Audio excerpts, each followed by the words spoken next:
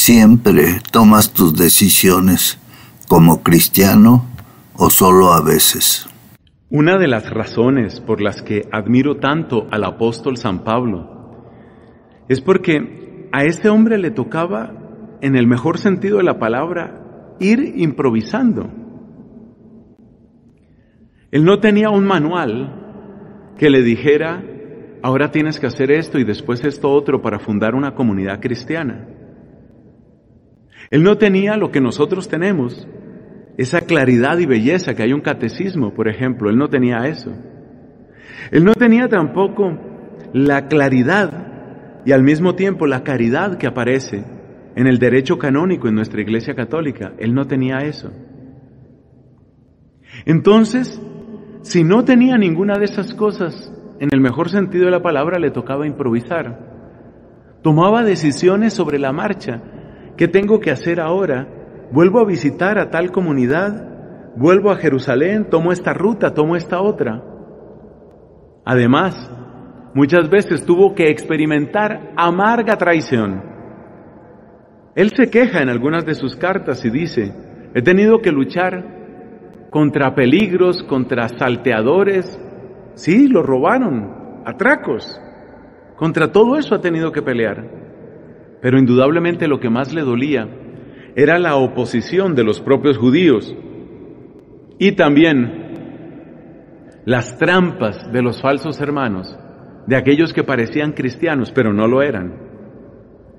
Fue muy dura la vida de este hombre y por ese estar modificando sus planes y tratar de buscar cuál era la mejor manera de servir a Cristo, algunos decían de él que era dudoso su proceder, que a veces era una cosa y otras veces era otra, que a veces era muy rígido y a veces era muy flexible, que a veces era implacable y a veces era solo compasión, y que además continuamente estaba modificando su ruta o sus planes. Parece que le estaban pidiendo el imposible de tener como una especie de proyecto acabado cuando todo estaba por hacer en la iglesia. ¿Por qué cuento esto? Cuento esto porque la primera lectura de la segunda carta a los Corintios nos presenta un poco de la defensa que Pablo hace de su propio proceder.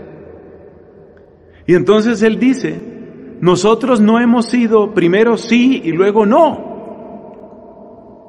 Que era un poco una de las acusaciones que le hacían. Que este es, pero luego no es, pero luego parece que sí, pero luego parece que no.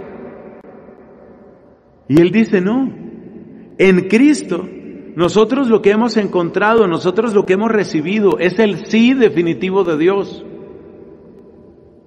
Y también nos muestra, con su lenguaje, que nuestra vida cristiana tampoco puede ser esa vacilación entre sí y no.